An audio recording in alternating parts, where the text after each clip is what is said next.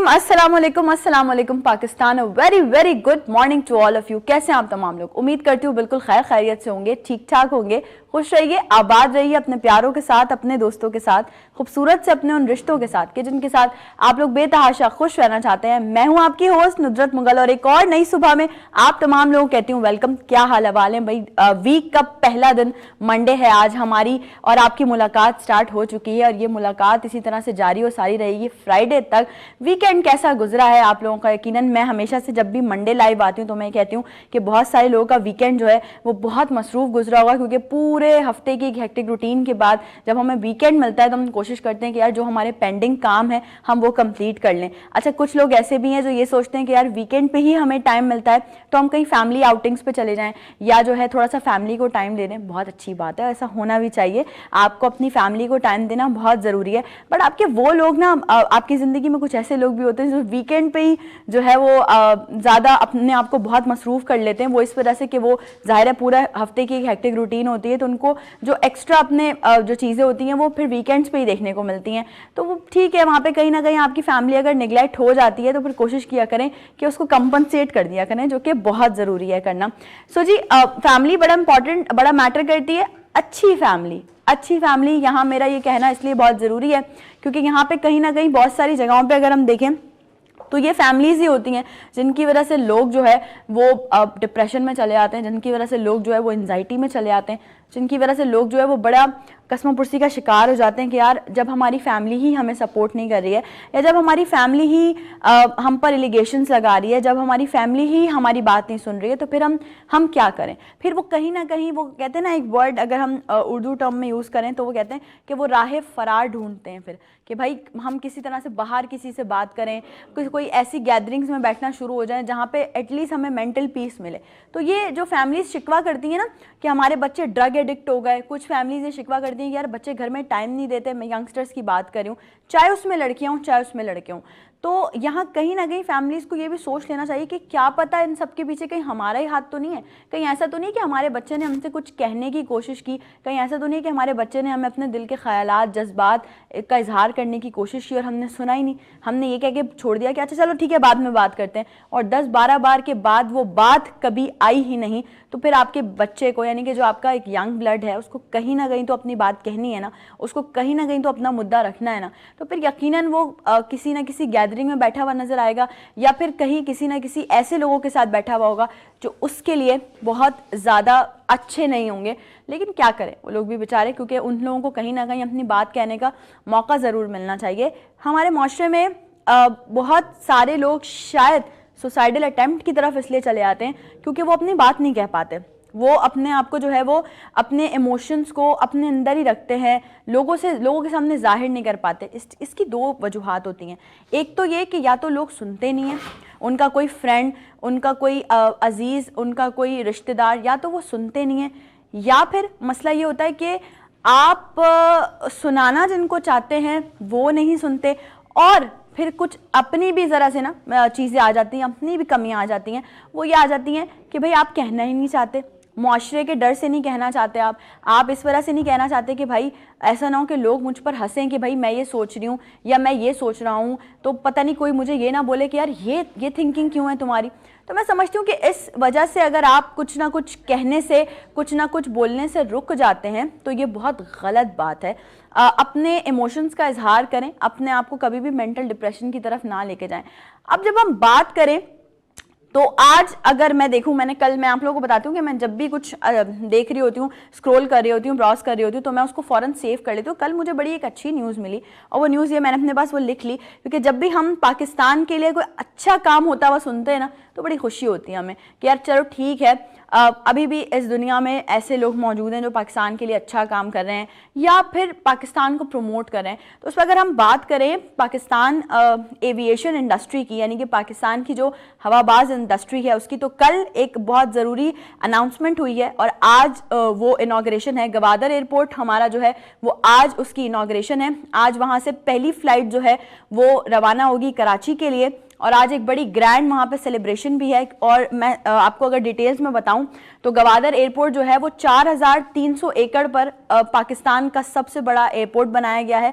और साथ ही साथ उस पर जो है जो एयरबस है 12,000 फुट लंबे और 246 फुट चौड़ा रनवे जो है वो वहाँ पर बनाया गया है, which is the biggest one. और अगर हम पाकिस्तान की एविएशन इंडस्ट्री को देखें तो हमें बहुत सारे, जैसे हमारा लाहौर एयरपोर्ट है, हमारा इस्लामाबाद एयरपोर्ट है, बहुत सारे ऐसे एयरपोर्ट्स हैं जो कि हम देखते हैं कि बड़े अच्छे से बिल्डअप हुए हैं। और अभी एक और ये खुशी की खबर कि अब गवादर एयरपोर्ट भी जो है वो आज उसकी इनॉग्रेशन है।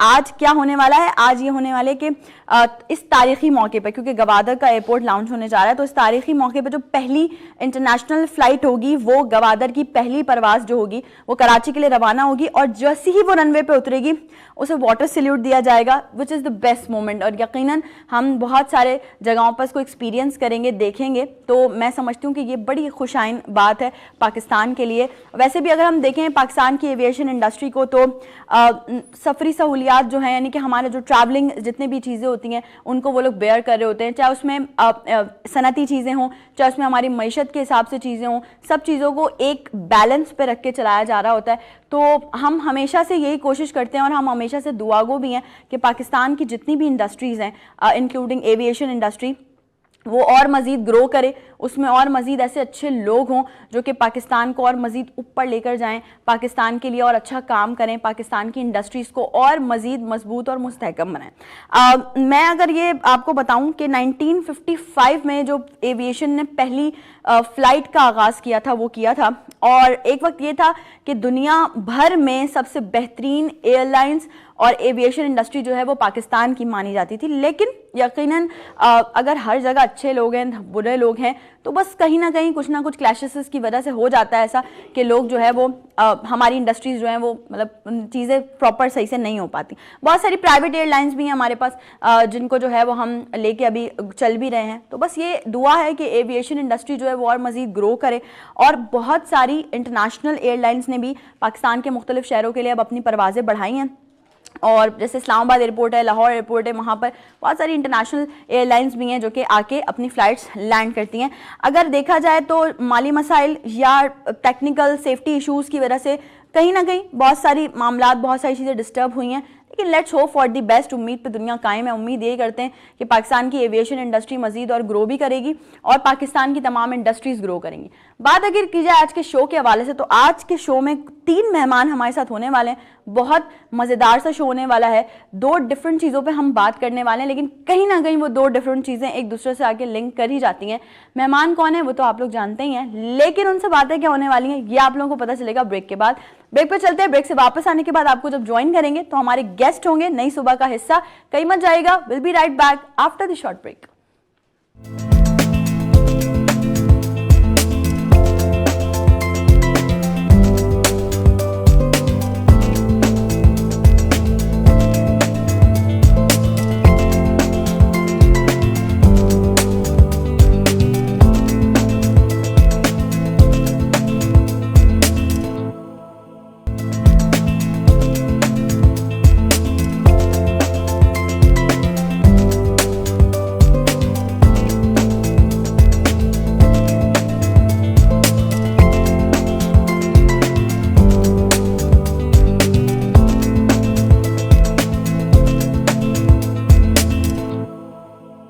Once again welcome back. एक बार फिर से तमाम लोगों को खुशामदीद कहती हूँ नई सुबह में। जैसे कि मैंने बताया था और जैसे कि आप सबको पता भी है कि जी ब्रेक के बाद हमारे जो प्यारे प्यारे से गेस्ट होते हैं वो हमें ज्वाइन करते हैं नई सुबह के स्टूडियोज़ में। तो इस वक्त मुझे 3 खूबसूरत हमारे गेस्ट जो हैं वो ज्वाइन कर चुके हैं, लेकिन उससे पहले ज़रा मैं आप लोगों को ये बताती चलूँ कि आप लोग देख रहे हैं डिफरेंट खूबसूरत से ड्रेसेस में मुझे आजकल, पिछले वीक भी आपने देखा, इस वीक भी देख रहे हैं। तो एक जो नया पार्ट है हमारी वीनस फैमिली का जो हमारे साथ जुड़ी है निदा, उनका ये वार्डरोब है ज़ीस क्लॉथिंग के नाम से। तो अगर आप लोग भी चाहते हैं कि खूबसूरत से ये आर्टिकल्स आप लोगों के वार्डरोब का भी हिस्सा बने तो आप भी निदा से कांटेक्ट कर सकते हैं। उनका ब्रांड है ज़ीस क्लॉथिंग के नाम से और वो बड़े अच्छे से कस्टमाइज़ भी करती हैं dresses according to your demands कि आपको किस तरह का ड्रेस चाहिए, किस तरह का फैब्रिक रिक्वायर्ड है, कौन से कलर कॉम्बिनेशंस रिक्वायर्ड हैं। तो वो उसी तरह से पूरा प्रॉपरली आपको जो है वो गाइड भी करेंगी और साथ ही साथ आपको अच्छे से ड्रेसेस भी प्रोवाइड करेंगी। So thank you Nida for these beautiful dresses. और आप इसी तरह से ड्रेसेस बेचती रहती हैं, मैं पहनती रहती हूँ और हमारी ऑडियंस जो है वो पसंद करती रहती है। So back to the show. नई सुबह में इस वक्त 3 खूबसूरत से स्टार्स हमें ज्वाइन कर चुके हैं और जैसे कि सबको पता है, मेरे गेस्ट भी आते हैं, वो भी मुझे यही बोलते हैं कि भाई आप सबसे पहले लेडीज़ का इंट्रोडक्शन करवाती हैं, कि ये कह के कि लेडीज़ ऑलवेज फर्स्ट। तो भाई जो है वो है, उसको तो हम टाल नहीं सकते। तो मेरे राइट हैंड साइड पे मेरे साथ एक ऐसी पर्सनैलिटी मौजूद हैं जो कि मैं समझती हूँ कि बहुत काम कर रही हैं वुमेंस के लिए। और जब बात करते हैं ना हम एंटरप्रेन्योरशिप की, तो मैं समझती हूँ कि वो एक अलग चीज़ आ जाती है, वो एक अलग फिनोमेना आ जाता है जिस पे बात करते हुए ना हमें कोई लफ्ज़ों को तोलने की ज़रूरत नहीं होती। वो एक अंदर से आवाज़ निकल रही होती है कि यार वुमेन एम्पावरमेंट पे ये बात होनी चाहिए। और जब वुमेन एंटरप्रेन्योर्स की बात होती है, जो स्मॉल बिजनेसेस कर रही होती हैं, जिनको कोई सपोर्ट नहीं कर रहा होता, उन लोगों को सपोर्ट करने के लिए ये बोलती हैं मैं बैठी हूँ यार, मेरे पास आओ, मुझसे बात करो, मुझे बताओ कौन सा बिजनेस है, छोटा है बड़ा बिजनेस है, किस तरह से उसको फाइनेंशियली सपोर्ट करना है या मोरली सपोर्ट करना है। मैं प्लेटफॉर्म्स दूंगी, मैं अपॉर्चुनिटीज़ दूंगी। तो मेरे साथ कराची वुमेन एंटरप्रेन्योर्स की प्रेसिडेंट, फाउंडर, सब कुछ ही हैं वो उसकी। और इस वक्त मौजूद हैं शम्मा राशिद। अस्सलाम वालेकुम। वालेकुम अस्सलाम। कैसी हैं शम्मा? अल्हम्दुलिल्लाह। Welcome to my show. और आप तो, मैं एक और चीज़ बताना भूल गई, शम्मा शेफ भी हैं साथ साथ माशाल्लाह। शेफ तो हर औरत, हर लड़की होती है, पैदाइशी होते हैं खवातीन तो ये क्वालिटी, लेकिन ये कि हमने बाकायदा डिग्री ली हुई होती है, इसकी प्रोफेशनल ट्रेनिंग की हुई होती है। बिल्कुल ऐसा ही है। शम्मा के साथ एक और पर्सनालिटी को देखें, हम हमेशा से बात करते हैं कि जब भी आप कोई ऑर्गेनाइजेशन लेके चल रहे होते हैं या जब भी आप किसी स्पेसिफिक चीज़ पे काम कर रहे होते हैं, तो बगैर टीम के आपका काम करना बिल्कुल भी मुमकिन नहीं है। तो कराची वुमेन एंटरप्रेन्योर्स की एडमिन हमारे साथ इस वक्त मौजूद है खदीजा। अस्सलाम वालेकुम खदीजा। अस्सलाम वालेकुम। मैं अल्लाह का शुक्र, ठीक, आप कैसी हैं? मैं भी बिल्कुल ठीक हूँ। खदीजा भी भाई शेफ हैं। देखो मैंने कहा था हाँ कि हर जो है वो लड़की, हर औरत जो है वो अपने आप में शेफ है, वो ज़्यादा उसको तो पैदाइशी शेफ होती है। अच्छा, यहाँ जब मैंने 2 खवातीन का इंटरव्यू करवा दिया इंट्रोडक्शन, तो अब जो यहाँ वाले हमारे गेस्ट हैं उनको शायद थोड़ी इनसिक्योरिटी फील हो रही होगी कि यार 3 औरतें अब मिलके बैठ गई हैं तो शायद मुझे बात करने का मौका नहीं मिले। लेकिन ऐसा नहीं है, भरपूर मौका दिया जाएगा सबको बात करने का। और मंडे का दिन था तो मैंने सोचा कि कुछ ना कुछ इस तरह की चीज़ें आज के दिन के लिए प्लान की जाएँ कि आप लोग के चेहरों पे थोड़ी सी मुस्कुराहट भी आए। और ये जो आर्टिस्ट जिनका मैं अब आपके सामने इंट्रोडक्शन करवाने जा रही हूँ, बड़ा अच्छा लगता है जब पाकिस्तान का यंग टैलेंट इस तरह की चीज़ें परफॉर्म कर रहा होता है। जो फील्ड चूज़ करना, जो फील्ड जिस पे बात करना, बड़ा मतलब लोग बोलते हैं कि यार ठीक है, बहुत कम लोग इस फील्ड की तरफ आते हैं। एक्टर हर कोई बनना चाहता है, हर कोई जो है वो चाहता है कि वो जो है ना सिंगिंग करे, हर कोई जो है वो चाहता है कि वो होस्ट करे, लेकिन बड़े कम लोग होते हैं जो मिमिक करते हैं। और मिमिक्री आर्टिस्ट जो हैं वो पाकिस्तान इंडस्ट्री में बड़े कम हैं। और मैं समझती हूँ कि जो हैं उनको प्लेटफॉर्म्स भी मिलने चाहिए, उनको अपॉर्चुनिटीज़ भी मिलनी चाहिए ताकि वो एक अच्छे लेवल पर जाके पाकिस्तान को रिप्रेजेंट कर सकें। तो इस वक्त मुझे नई सुबह के स्टूडियो में ज्वाइन किया एक बेहतरीन मिमिक्री आर्टिस्ट, एक्टर भी हैं वो। उनसे पूरा उनके करियर पे भी बात करेंगे, उनकी चीज़ों के बारे में बात करेंगे। सो मेरे साथ इस वक्त नई सुबह के स्टूडियो में मौजूद हैं तलहा बासित। अस्सलाम वालेकुम। कैसे हैं तलहा? ठीक ठाक। अभी आप तलहा हैं, थोड़ी देर बाद हम आपको डिफरेंट वेरिएशन में देखेंगे। एग्जैक्टली, क्यों नहीं हैं, बिल्कुल ऐसा ही है। तलहा, कैसी गुजर रही है जिंदगी? अच्छी गुजर रही है अल्हम्दुलिल्लाह, अल्लाह का शुक्र है। और अब नई सुबह में आके कैसा लग रहा है? अच्छा लग रहा है, अच्छा लग रहा है काफी। एक नई सुबह है ना जी, वाकई में वाकई नई सुबह। तला, कितना टाइम हो गया इस जर्नी को मिमिक्री करते हुए, एक्टिंग करते हुए? ऑलमोस्ट मुझे 8 इयर्स हो गए, क्योंकि मैं स्कूल लाइफ से, कॉलेज लाइफ से करता हुआ आया हूँ। बचपन से शौक था, शोज वगैरह देखा करता था, उमर शरीफ साहब के में। क्या बात है, क्या बात है। हुमैन अख्तर साहब के, वहाँ से शौक चढ़ा मिमिक करने का। मतलब उनको देख के मुझे लगता था कि यार ये चीज़ मैं भी कर सकता हूँ। हाँ। तो वो चीज़ अपने अंदर मैंने डिस्कवर की। स्टार्टिंग में मैंने शाहरुख खान सर की मैंने आवाज़ निकालना स्टार्ट की। उसके बाद जो है फिर आहिस्ता आहिस्ता मैंने कहा जब मैं शाहरुख सर की निकाल सकता हूँ तो उनकी मैंने वेरिएशन सीखे कि वो कितने वेरिएशंस पे काम करते हैं। आई थिंक 3 वेरिएशंस हैं उनकी। ये तो आप ही जाने बेहतर, क्योंकि आप मिमिक आर्टिस्ट हैं।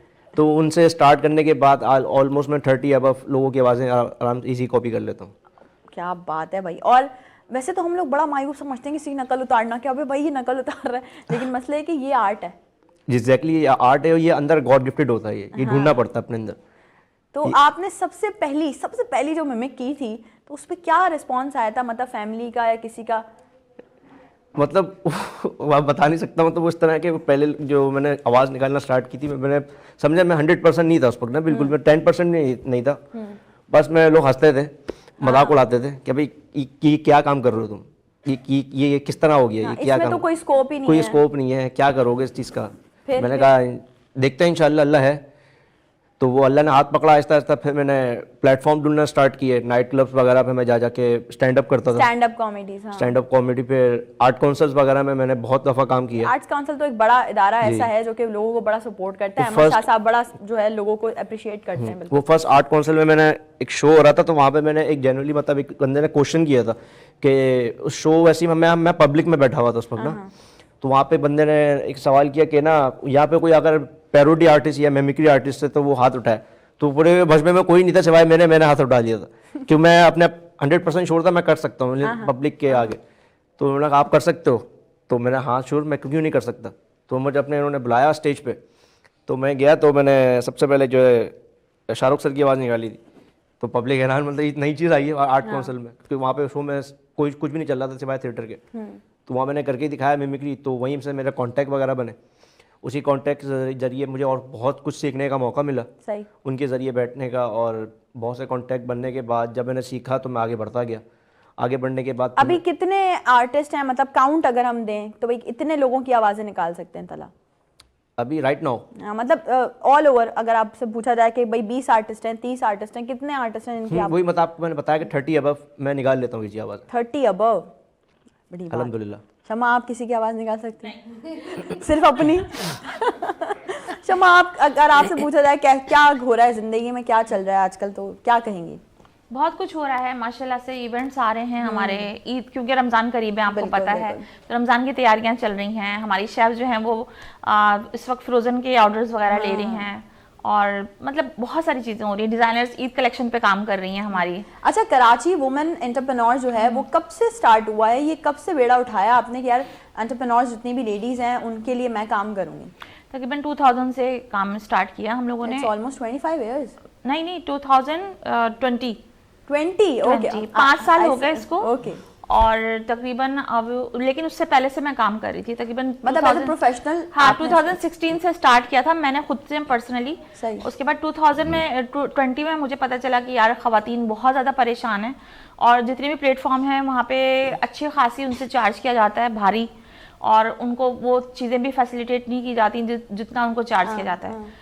मेरा ऑलमोस्ट इस वक्त 80% काम जो है फ्री ऑफ कॉस्ट हो रहा है। क्या बात है। और जितनी भी खवातीन आती हैं वो इसी नियत से आती हैं कि शमा हमें सपोर्ट करेगी। और आपकी बात को इंटरप्ट करूंगी, जो शमा ने कहा ना कि 80% काम फ्री ऑफ कॉस्ट हो रहा है, तो देखिए जो 20% जो भी चीज़ें हैं obviously she will have to manage the budget, expense. 10 चीज़ें हैं जो कि शमा ने अपने हैंड से मैनेज करनी होती है, जिसमें आप लोगों को यकीनन जहाँ पे बहुत बड़ी अमाउंट पे करनी पड़ती है, वहाँ पे यहाँ पे अगर फ्री ऑफ कॉस्ट काम हो रहा है और उसके बदले में कुछ चीज़ें ऐसी हो रही हैं जिससे इनकी अपनी मतलब एक ऑर्गेनाइजेशन की हेल्प हो रही है ना, कोई पर्सनल हेल्प तो नहीं हो रही, तो मैं समझती हूँ गलत नहीं है। जैसे कुकिंग कंपटीशन में अगर आप किसी दूसरे प्लेटफॉर्म पे जाके लेंगे तो 3 से 5 हज़ार रुपए उनसे चार्ज किए जाते हैं। मैं 500 से 1000 रुपए चार्ज करती हूँ, तो वो 20% आता है मेरा मिनिमल जो है वो। हाँ, मतलब कि मैंने अगर एक वेन्यू अरेंज करना है, मैंने वहाँ पे चीज़ें सेटअप करनी है, तो मुझे जो खर्चा आएगा मैं सिर्फ उसमें डिवाइड कर लेती हूँ। वो खर्चा मैं निकालती हूँ अपना बस। मतलब इससे मेरा कोई किचन नहीं चल रहा है, इस तरह की कोई चीज़ नहीं है। बिल्कुल। हाँ, खदीजा, कब से जुड़ी हैं आप कराची वुमेन एंटरप्रेन्योर? मैं मैम के साथ तो 4 साल हो गया जुड़ी। मतलब 1 साल बाद ही? हाँ, 5 साल इसको हुए और 1 साल बाद? मैं एक कंपटीशन में गई थी जहाँ से मैंने इनको देखा,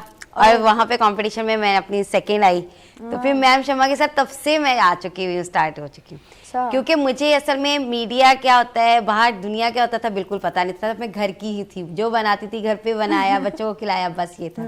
बच्चों के कहने पे मैं कंपटीशन में गई, तो वहाँ पे जाके जब मैंने विन किया, सेकंड अल्हम्दुलिल्लाह, हाँ जी, था। तो मैं तब फर्स्ट मेरा वो था 97 थे पार्टिसिपेंट, उसमें इसकी सेकंड पोजीशन आई थी। क्या बात, क्या बनाया था? और मैंने आँख बंद करके केक बनाया था। Blindfold cake, my God.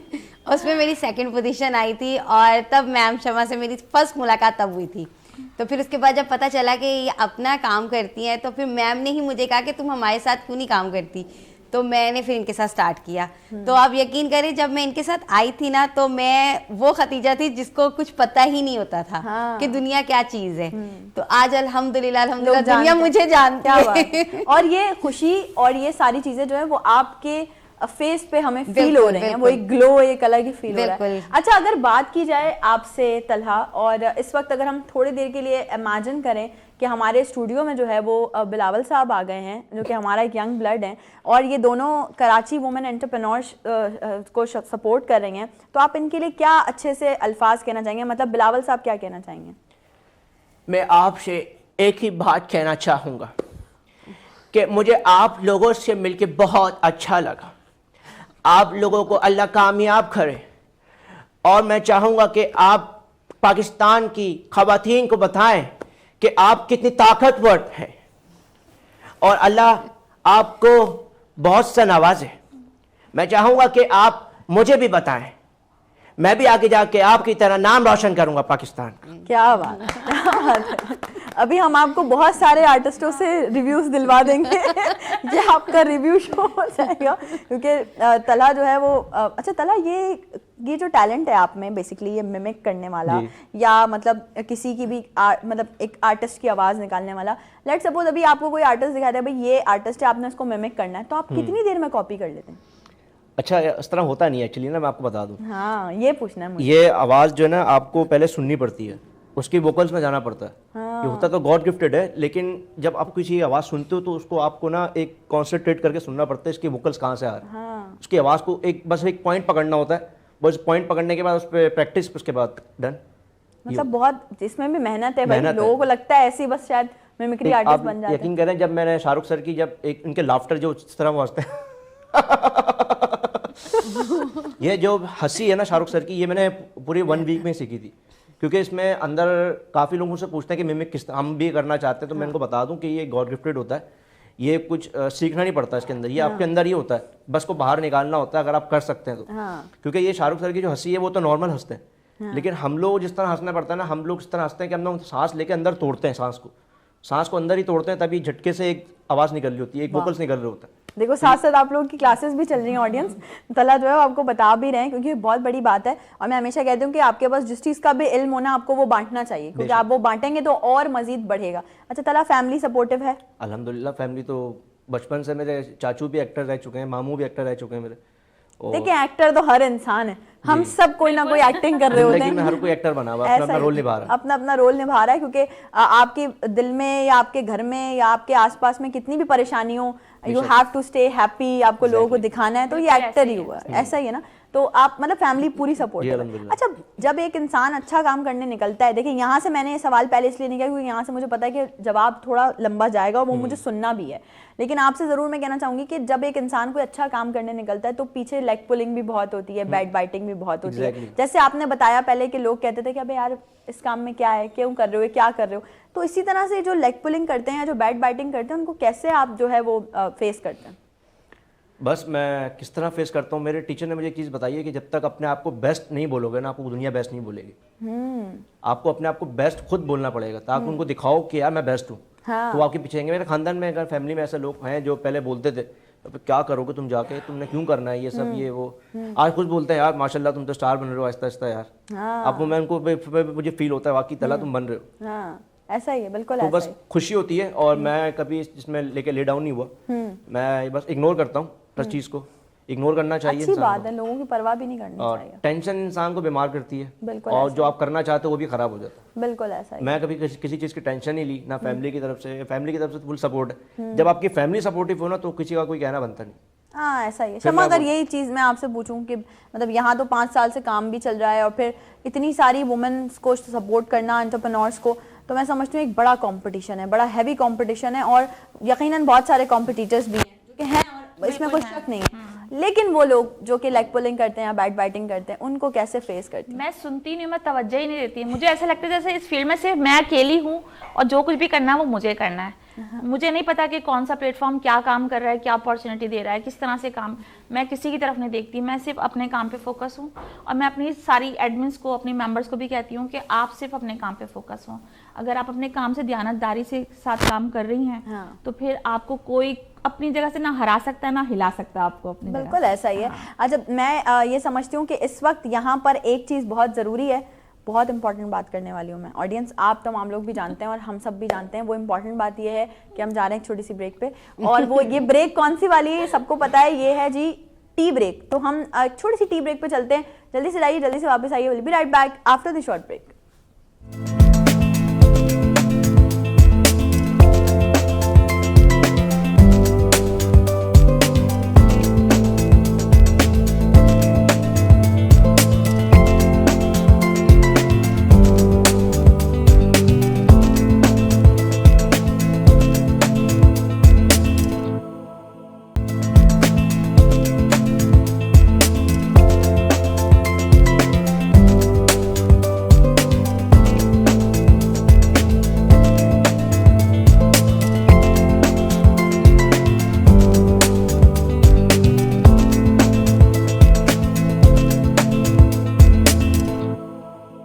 Once again welcome back. एक बार फिर से तमाम लोगों को खुशामदीद कहती हूँ नई सुबह में। और ब्रेक पे जाने से पहले हम बात कर रहे थे, मैंने आपको बताया था कि इट्स अ टी ब्रेक और इस वक्त तलहा अपनी चाय ख़त्म कर चुके हैं ओके और शम्मा और खदीजा इस वक्त चाय एंजॉय कर रहे हैं।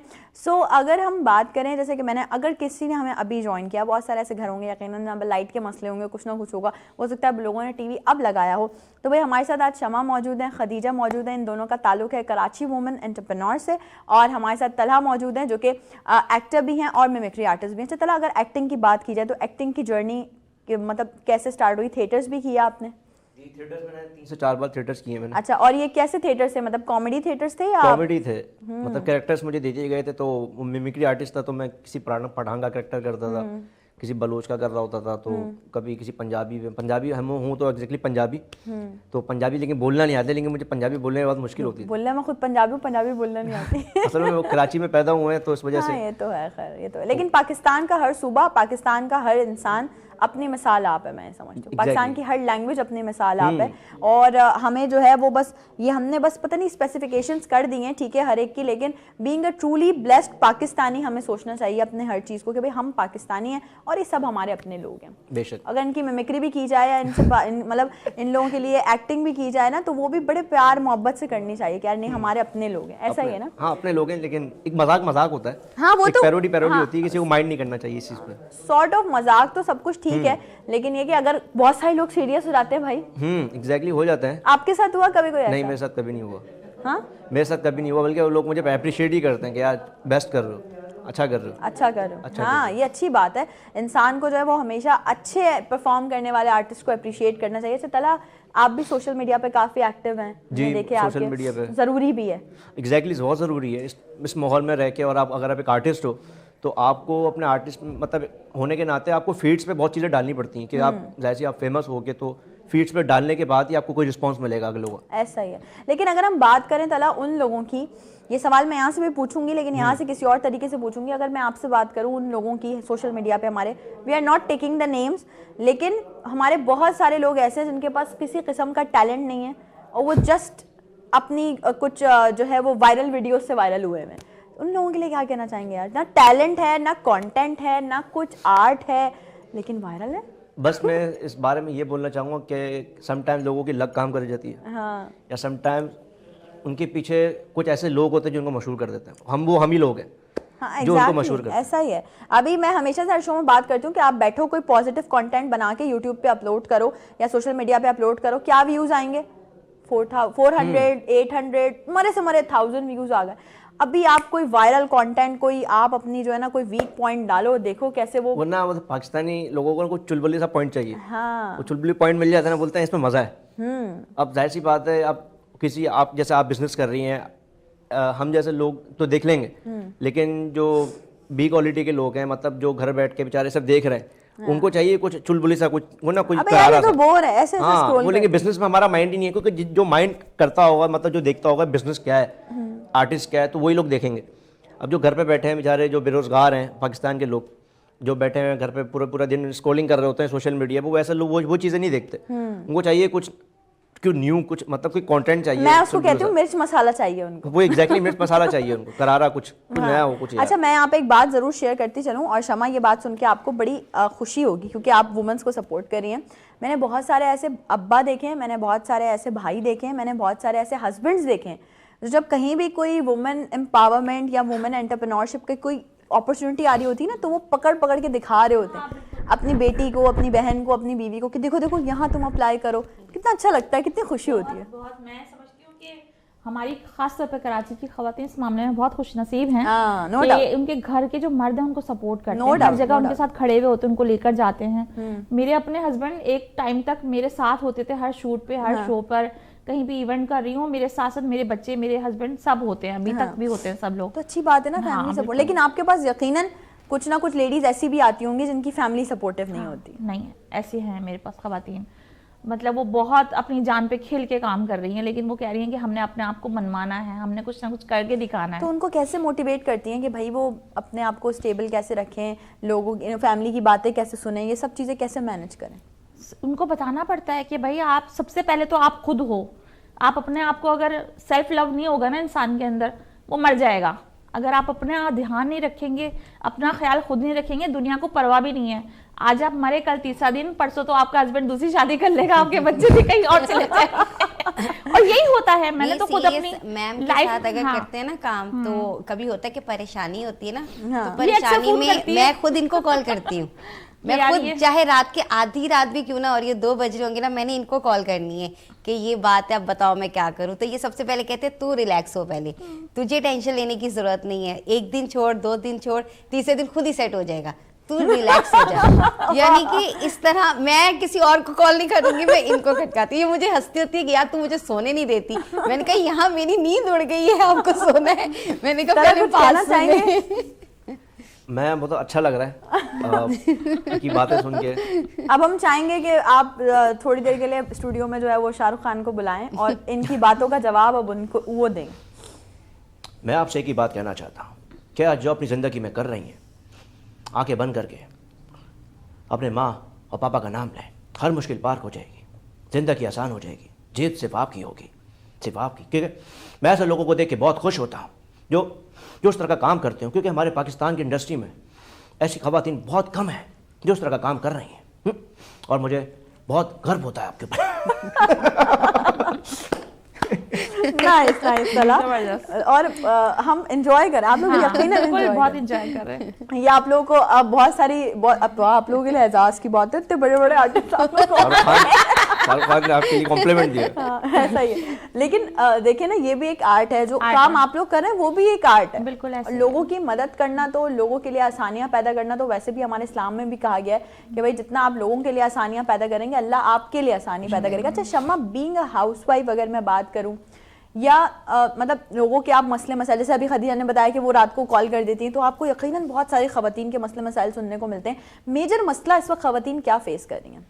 मेजर मसला जो है ख़वातीन इस वक्त क्या फेस कर रही हैं, वो ये फेस कर रही हैं कि घरों में सियासत बहुत है। जो जॉइंट फैमिलीज है ना, वो बहुत मतलब इस वक्त बहुत मतलब ख़राब हुए हैं मामला जो है ना।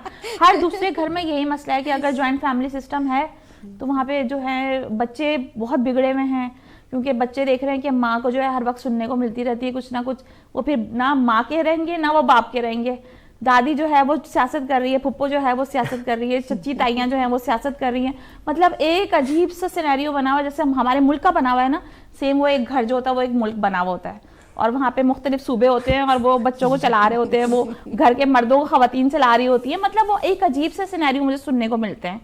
एक ये है, और एक जो है हिरासमेंट्स बहुत ज़्यादा है ऑन पॉइंट। और मतलब कि हमारी खवातीन जो हैं सड़क पे चलना उनके लिए मसला, कहीं किसी इदारे में जाके काम करना मसला। अगर हम मीडिया पे काम कर रहे हैं तो लोग समझते हैं यार ये तो बस अब हाथ में फ्री है, फ्री है, फ्री है। हाँ। ये तो रात को 1 बजे भी इसको वीडियो कॉल कर दो तो ये उठा लेगी। ये हमारी अथॉरिटी हो हाँ गई। बिल्कुल, अब ये पब्लिक है ना फिगर, हाँ। तो बस समझो ये हमारा बंदा है, मतलब इसको हम किसी भी तरह से इसको कुछ भी कह सकते हैं। हाँ। इसकी पोस्ट पे जाके कोई भी कमेंट कर सकते हैं। हाँ। मतलब मेरी तो जो आईडी है वो इस वक्त जितनी भी सोशल मीडिया की, वो कोई भी पब्लिक नहीं है, इसी वजह से कि मेरे अपनी फैमिली, मेरे बच्चे, मेरे घर वाले सब ऐड हैं। अगर कोई आके नेगेटिव कमेंट कर देगा तो मेरे लिए तो बहुत मसला हो जाएगा। इसलिए मैंने चीज़ों को पब्लिक नहीं रखा हुआ। बहुत लोग जो पब्लिक मुझे जानती है वो मेरे घर वालों को नहीं जानते। मतलब मैंने आज तक अपने हस्बैंड की, अपने बच्चों की कोई पिक्चर अपलोड नहीं की है वहाँ पे। मेरे हस्बैंड कहते तुम्हें शौक है तुम अपनी लगाओ, लेकिन बच्चों की और हमारी नहीं लगाओ। तो ये एक चीज़ भी है, सेफ्टी के हिसाब से भी Security, बहुत safety भी बहुत जरूरी है बहुत यार। अच्छी चीज़ है ये भी एक तरह से। तो ये हम लोग देख रहे हैं मसाइल, मैं खुद फेस कर रही हूँ, तो मेरे साथ जो 300-400 खवातीन काम कर रही हैं वो एक नेक्स्ट लेवल पे जाके वो सब चीज़ों को जो है देख रही हैं। ऐसा ही है, ऐसा तो मैं उनको हिम्मत बंधाती हूँ, उनको सपोर्ट कर रही होती हूँ। मैंने अभी CPK भी ज्वाइन किया है इसी वजह से कि खवातीन जो मेरे साथ काम कर रही होती है उनको बहुत ज़्यादा मसाइल होते हैं। अभी पिछला इवेंट जो मैंने अक्टूबर में किया था, आई थिंक मैं आई भी थी यहाँ पिंकटूबर, उस इवेंट में ही हमें इतने ज़्यादा मसले मसाइल देखने को मिले कि मुझे जाके फिर CPLC में और कहाँ जो है वो रिपोर्ट्स करवानी पड़ी।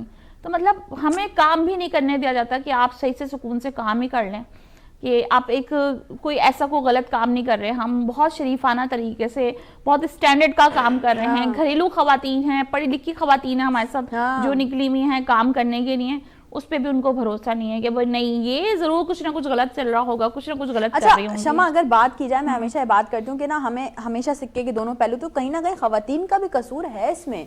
उन्होंने थोड़ा बहुत अपने चीजों को इतना फ्री कर दिया है कि उन खवातीन की वजह से लोग हमें भी उसी कैटेगरी में तोल रहे हो। मैं आपको बताऊं नुजरत, तकरीबन अगर 100% ये मसले हो रहे हैं तो इसमें से 20% खवातीन का कसूर है। हाँ।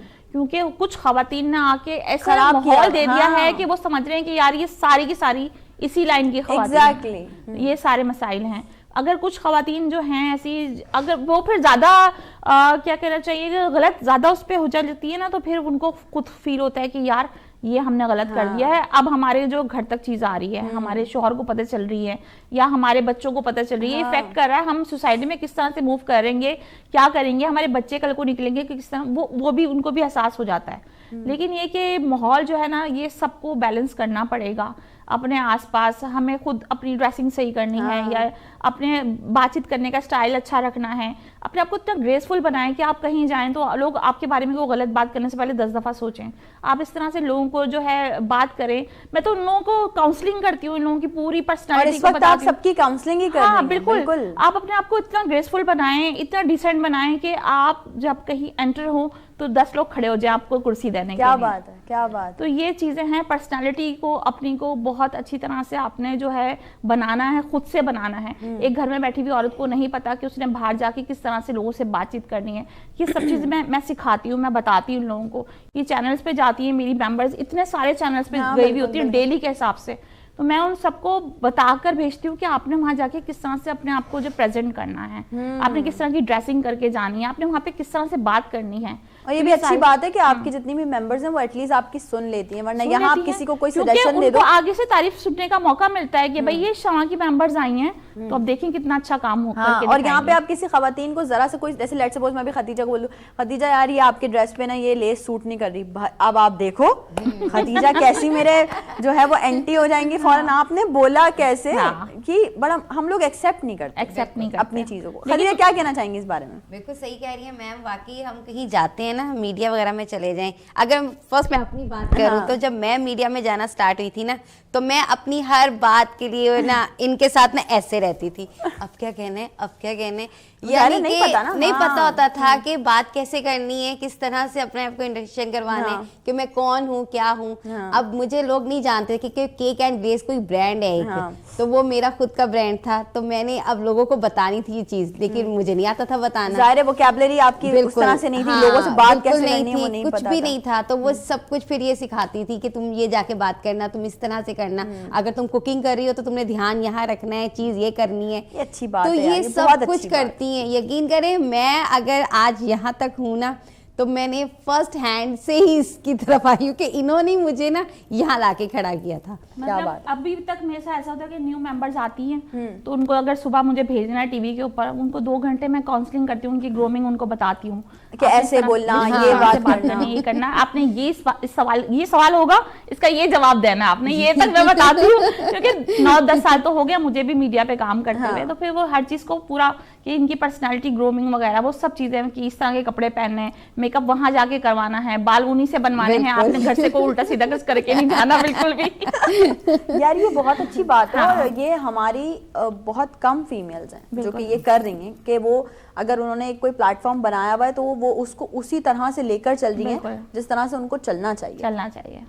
हैट्स ऑफ शमा, आप इसी तरह से अल्लाह पाक आपको मजीद और हिम्मत दे कि आप इसी तरह से काम करती रहें। और हम वीनस एंटरटेनमेंट की पूरी टीम हमेशा आपके साथ है, whenever you need us we are there. Thank you so much. हम हमेशा साथ हैं। और ये तो समझे, मैं अगर आप लोगों से जिक्र भी करूं तो मुझे इसमें कोई वो बात नहीं है कि जब आपको पता है कि मैंने पिछले वीक और पिछले मंथ में बड़े अच्छे ट्रेडिशनल ड्रेसेस पहने हैं, जो कि हमारी बहुत प्यारी सिस्टर है मेरी, जो कि शिजा, उनके ड्रेसेस थे, वो भी कराची वुमेन एंटरप्रेन्योर का हिस्सा हैं। और वो अच्छा लगता है मुझे जब इन्होंने मुझे उनके साथ कनेक्ट भी किया, और मुझे खुशी हुई पर्सनली कि यार एक कॉल पे, मतलब शमा को एक कॉल मैंने की कि यार do you have any designer I need, तो इन्होंने मुझे फौरन कांटेक्ट दिया। और वो बंदी, वो कोई इतनी अच्छी बंदी है, वो इतने अच्छे तरीके से मुझे डील करती हैं अकॉर्डिंग टू माय ड्रेस। मतलब वो प्रोफेसर हैं, वो पढ़ाती भी हैं। हाँ, मैंने काफी बार देखा है उनको, वो कुछ मोटिवेशनल उनकी जो है वो स्पीचेस वगैरह भी सुनी है। ये बहुत अच्छी बात है। हमारे यहाँ लोग बड़ी बातें बड़ी कर लेते हैं, लेकिन जब काम का टाइम आता है ना तो फिर उनको बिल्कुल उनका जो है ना वो कहते हैं नहीं यार ये तो ऐसे नहीं होगा, अच्छा फिर ये नहीं होगा, ये नहीं होगा। तो ये ऐसे लोग जो हैं जो वाकई एंटरप्रेन्योरशिप पे काम कर रहे हैं, इन लोगों के साथ कनेक्ट भी होना चाहिए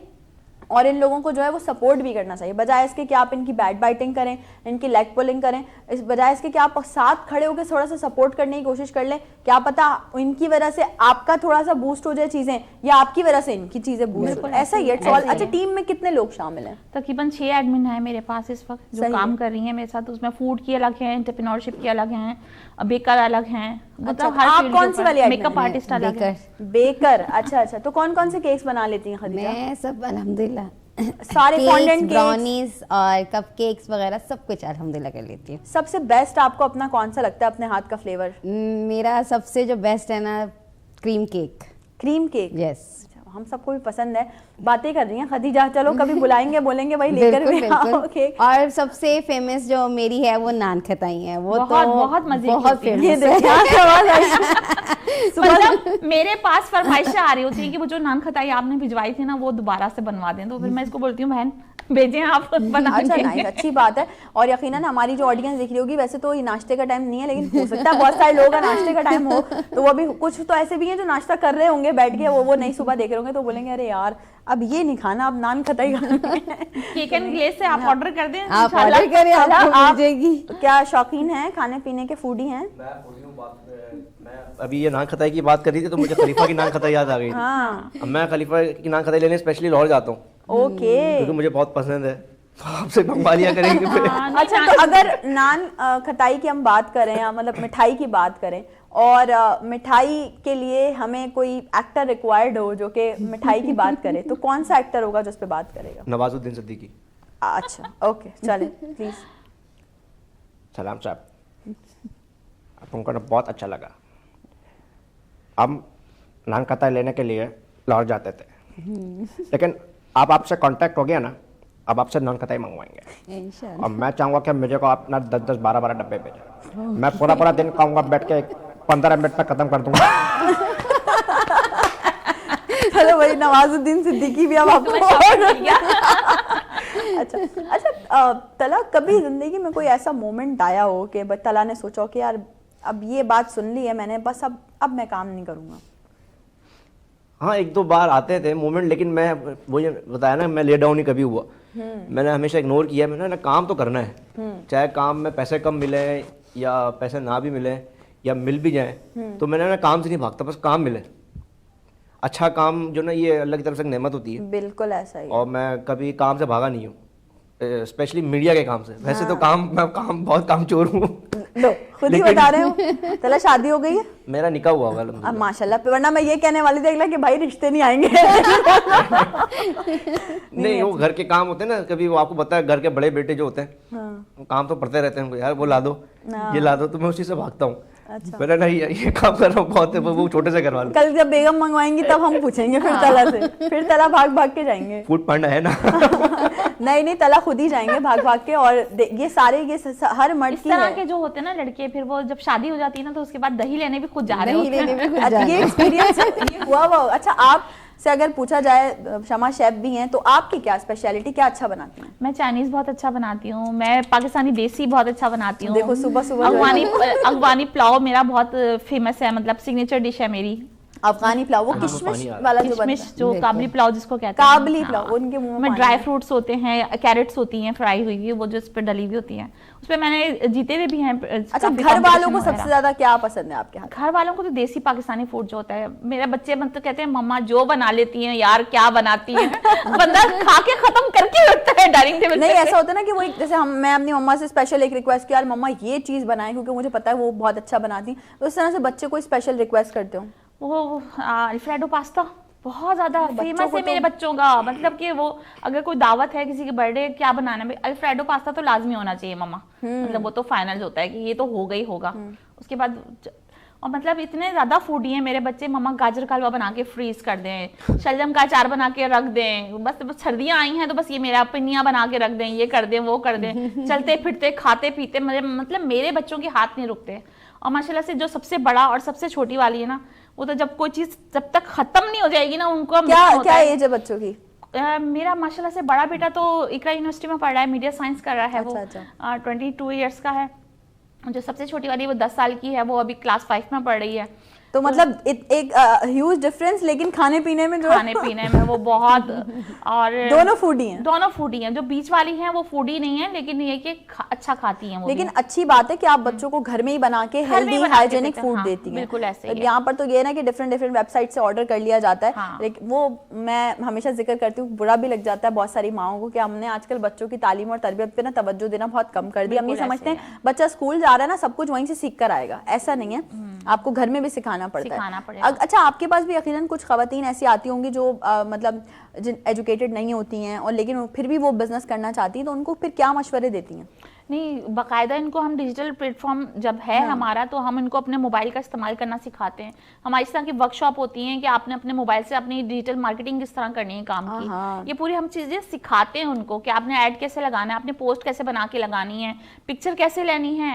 एक एक चीज़ की ट्रेनिंग दी जाती है इनको बाकायदा। साल में एक वर्कशॉप ये लाजमी होती है कि जो भी नए मेंबर आए हैं वो उसको अटेंड करें और उनको फिर काम स्टार्ट करना सिखाते हैं हम इस तरह से। क्या बात। अच्छा, इस वक्त कराची वुमेन एंटरप्रेन्योर कितने मेंबर्स डील कर रहा है, मतलब कितने लोग? फेसबुक पे हमारे तकरीबन 12,500-13 हज़ार मेंबर हैं और 3,000 एक ग्रुप के अंदर हैं, 12,500 एक ग्रुप के अंदर हैं। इसके अलावा हमारे जो व्हाट्सएप ग्रुप है उसमें तकरीबन 300 से 400 खवातीन हैं मुख्तलिफ डोमेन की। मुख्तलिफ डोमेन की, मतलब डिजाइनर्स भी हैं उसमें, शेफ भी हाँ, हैं, हर तरह की ज्वेलरी वाली भी हैं, कपड़ों वाली भी हैं, आर्ट एंड क्राफ्ट वाली भी हैं, हैंडी क्राफ्ट्स वाली भी हैं, शेफ्स भी हैं, बेकर्स भी हैं, मोटिवेशनल स्पीकर्स भी हैं, योगा इंस्ट्रक्टर भी हैं, हर तरह की खवातीन हैं। क्या बात है, जबरदस्त। अच्छा, जैसे मैंने अभी तला से पूछा, ऐसी शम्मा मैं आपसे पूछना चाहूंगी, कोई जिंदगी का एक लम्हा कभी शम्मा ने सोचा हो कि यार बस खत्म, बंद कर देते हैं काम? अभी रिसेंटली हुआ है, पिछले लास्ट वीक में मेरे साथ हुआ है। मैंने कहा मैं सब कुछ बंद कर रही हूँ, खत्म कर रही हूँ, बस बहुत हो गया, मैं फेड अप हो गई हूँ बुरी तरह से।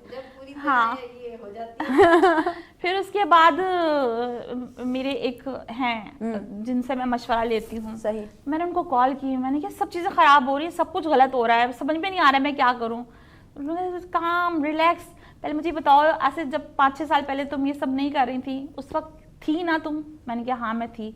अभी भी तुम वैसी ही हो, तुम में तो कोई मसला नहीं आया है, काम बंद भी हो जाएगा, ख़त्म भी हो जाएगा। मैंने कहा हाँ, तो फिर क्या है, क्या हो जाएगा, तुम मर तो नहीं जाओगी, काम करो, होता है करो, नहीं होता नहीं करो, छोड़ दो उसको, अल्लाह के ऊपर छोड़ दो। लेकिन अपने आप को परेशान हाँ, अपने आप को परेशान नहीं करो। तो 2-3 दिन की थी वो टेंशन, खत्म हुई, फिर दोबारा से काम स्टार्ट हो गया। जैसे इनकी 2 दिन की टेंशन खत्म हुई, दोबारा से काम स्टार्ट हुआ, ऐसे हम भी आपको थोड़ा सा परेशान करने जा रहे हैं ब्रेक लेके, लेकिन वापस आएंगे तो दोबारा से काम स्टार्ट हो जाएगा। तो ब्रेक पे चलते, ब्रेक से वापस आएंगे, आपको दोबारा से ज्वाइन करेंगे, कहीं मत जाएगा। Will be right back after the short break.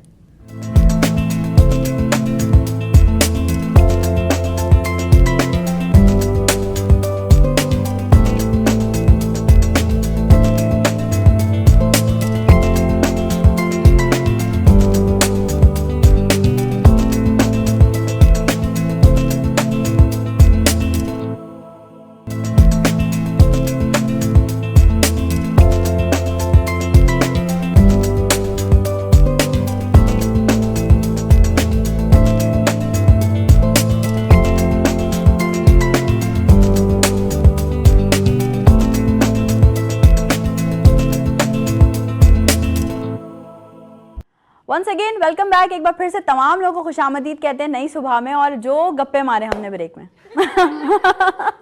और वो गप्पे नहीं होते, बेसिकली वो एक दूसरे का तबादला ख्याल हो रहा होता है, और वो बहुत ज़रूरी होता है। हम पता नहीं कहाँ निकल गए थे, कहाँ की बातें चल रही थी, लेकिन हमने कहा अब ज़रा वापस आ जाओ भाई नई सुबह में। अच्छा, अगर बात की जाए, देखिए अभी मैं थोड़ी देर पहले तला से यही बात कर रही थी कि हमारा जो पाकिस्तानी कंटेंट है, चाहे वो म्यूज़िक हो, चाहे वो एक्टिंग हो, मतलब हमारे एक्टर्स को भी, हमारे म्यूज़िक को भी, हमारे सिंगर्स को भी हम बैरून मुल्क बड़ा प्रेज़ किया जाता है, सही ना? वो लोग सुनते हैं, वो लोग बड़ा कोऑर्डिनेशन भी करने की कोशिश करते हैं। लेकिन चलो ठीक है, कभी ना कभी तो हालात मामलात बेहतर होंगे, तो फिर मैं समझती हूँ कि जो आर्टिस्ट होता है, या जो आर्ट होता है, या जो फ़न होता है, उसकी कोई भी सरहद नहीं होती, कोई बॉर्डर नहीं होता।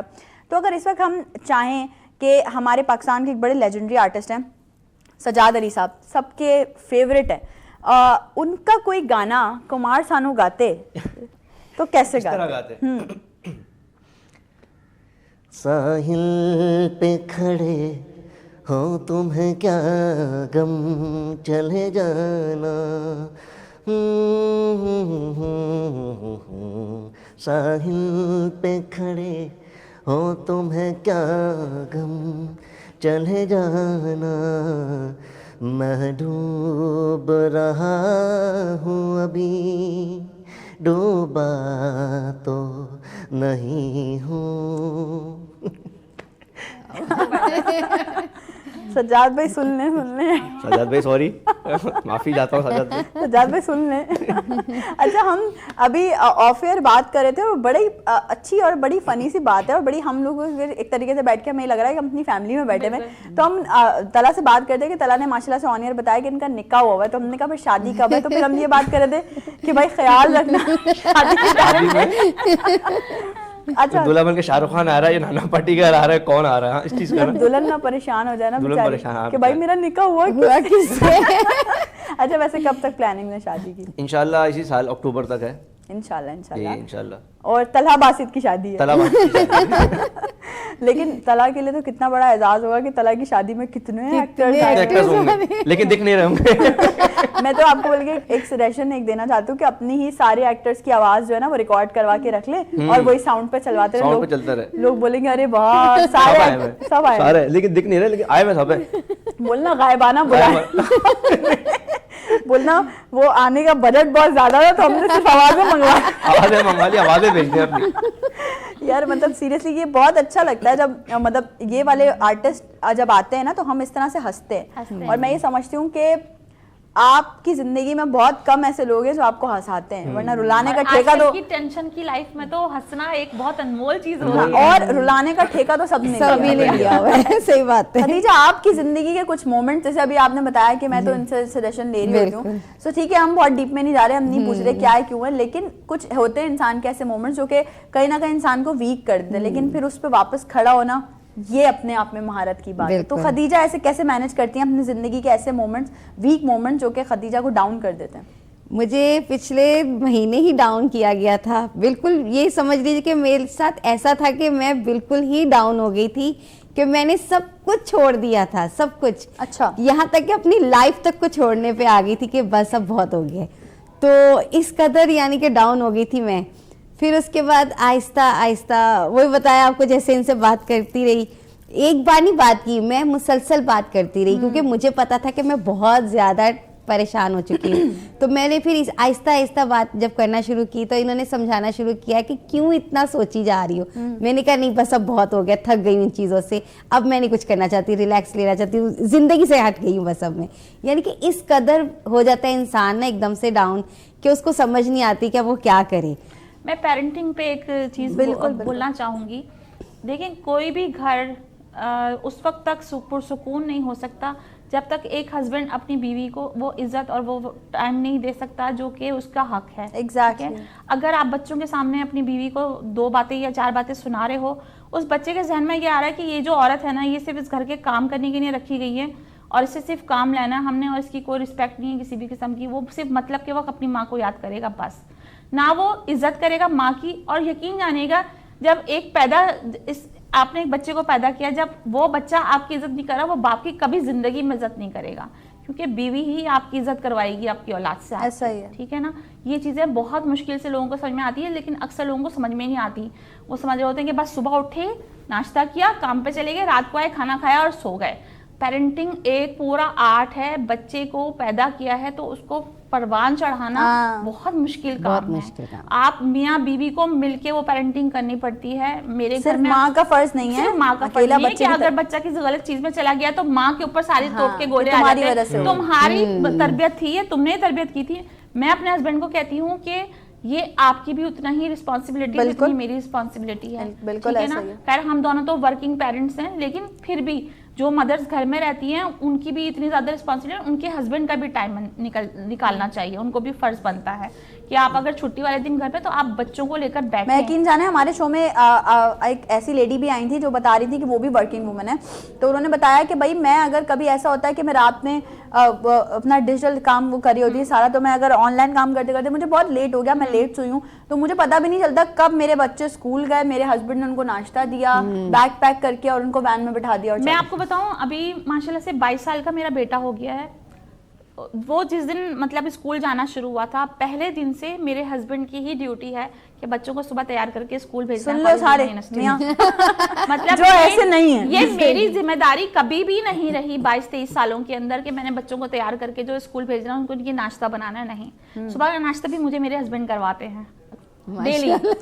ब्लेस्ड होती है। हाँ, ये देखो, ये तला की जो वाइफ है, अगर वो सुन रही है, नहीं, अच्छी बात है। मैं तो उसमें मैं इसको देख के ना बहुत अप्रिशिएट करता हूँ। उन्हीं की सपोर्ट की वजह से मैं आज इतना कुछ कर रही हूँ, वरना मैं No कुछ भी doubt, नहीं कर no सकती doubt. थी। अगर मेरे हस्बैंड मेरे साथ नहीं खड़े होंगे तो मैं अपने नहीं है क्या, मैं किसी के लिए भी कुछ मैं नहीं कर समझती हूँ सकती। औरतें कहीं ना कहीं अल्फाज जो मुंह से निकालती है ना कि भाई हमें किसी मर्द की जरूरत नहीं है, हम अकेले इंडिपेंडेंट हैं, ये वो वाले मर्द होते हैं जो औरतों को कभी खुश या अपने साथ काम करता हुआ देख नहीं सकते। लेकिन अगर आपकी जिंदगी में बाप की सूरत में, भाई की सूरत में, बेटे की सूरत में और शौहर की सूरत में ऐसे मर्द शामिल है ना जो आपको अपने से एक कदम आगे Blessing रखना है, चाहते blessing है आपके हैं, लिए। तो आप समझे दुनिया के खुशकिस्मत इंसान हाँ, नहीं सही बात है। वाकई मेरे भी हस्बैंड जो है ना, वो इतना मुझे सपोर्ट करते हैं ना कि मैं जब स्टार्ट किया था ना, तो उन्होंने ही कहा था कि तुम करो, मसला कोई नहीं है, तुम्हें जो करना है तुम कर सकती अच्छा, हो। कुछ हस्बैंड्स ऐसे भी होते हैं जो कि आपको बोल देते हैं कि भाई जाओ, गो एंड फ्लाई, ये वाला सीन हो जाता है, बिल्कुल। और पीछे वो सारी फैमिली की बातें, किसी की बातें, कोई भी उनको कुछ कह रहा होता है तो वो जवाब दे रहे होते हैं, भाई जवाब दे मुंह रहे तोड़ होते हैं। जवाब। बिल्कुल ऐसे सही ही बात ऐसे है, ही है। बिल्कुल ऐसे ही है।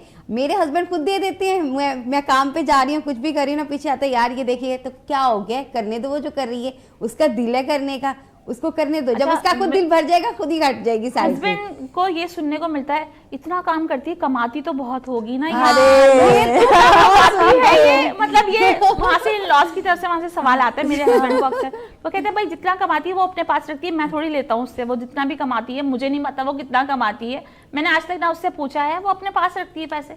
और वाकई कि आज तक मेरे हस्बैंड ने इस तरह की कोई मुझसे डिमांड नहीं की या कुछ नहीं किया। मैं जितना कहीं आ रही हूँ, जा रही हूँ, मैं सिर्फ उन्हें एक मैसेज करके बता देती हूँ कि मैं यहाँ पे हूँ या मैं जा रही हूँ। सुबह नाश्ते पे हम सारा दिन की डिटेल एक दूसरे से शेयर कर लेते हैं कि बहुत अच्छी बात है। हाँ, मतलब मेरे हस्बैंड सारा मुझे बताते हैं कि आज मैं यहाँ जाऊंगा, और मैं उनको बता देती हूँ कि आज मैंने ये काम करना है, यहाँ जाना है। तला को टिप्स मिल रही हैं। अच्छी बात है, क्योंकि मैं ये सब चीजें करता हूँ। हाँ। मैं सब चीजें गुजर रहा हूँ।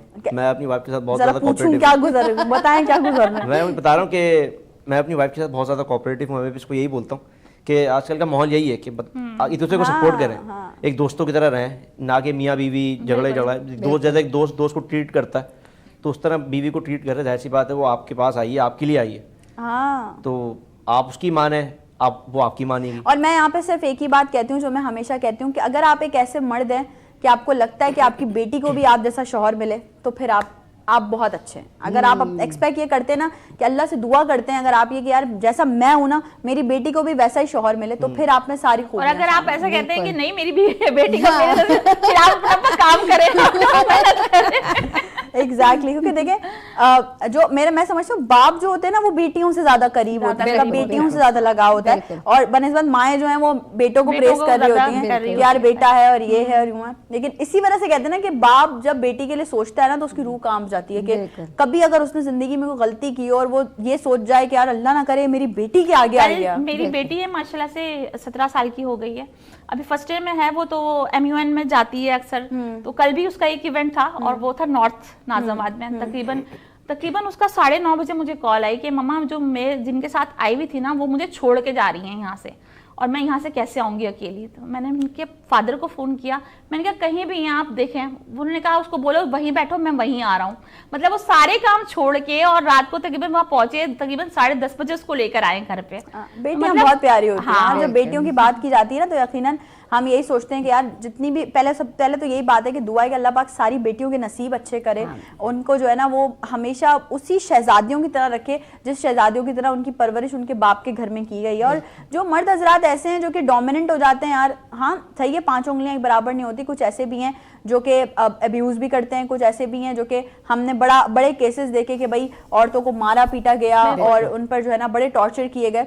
तो कुछ ऐसे लोग भी हैं, लेकिन वहीं बनस्बत कुछ ऐसे लोग भी हैं जो अपनी बीवियों को फूलों की तरह रखते हैं, जैसे आप लोग भी अपने हस्बैंड्स की बात कर रहे हैं कि भाई सपोर्टिव है, तो इसी तरह यकीनन हैं तो आप लोग कर रहे होंगे ना। और वो एक अलग ही चीज पता चल जाती है, ऐसे हस्बैंड्स जो बीवी को काम नहीं करने देते, रोक टोक के रखते हैं, बांध के रखते हैं, उनको क्या कहना चाहेंगी शमा?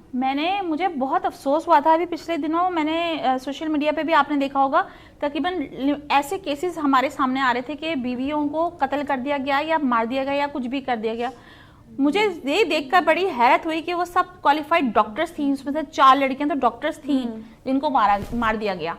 मैं खासतौर पर पेरेंट्स से रिक्वेस्ट करूंगी कि अगर बेटी के ऊपर इतनी मेहनत करते, इतना पैसा लगाया, आपने उसको डॉक्टर बनाया पढ़ा, उसके लिए जब हस्बैंड तलाश कर रहे हैं तो कम से कम उसके लेवल का तो तलाश करें।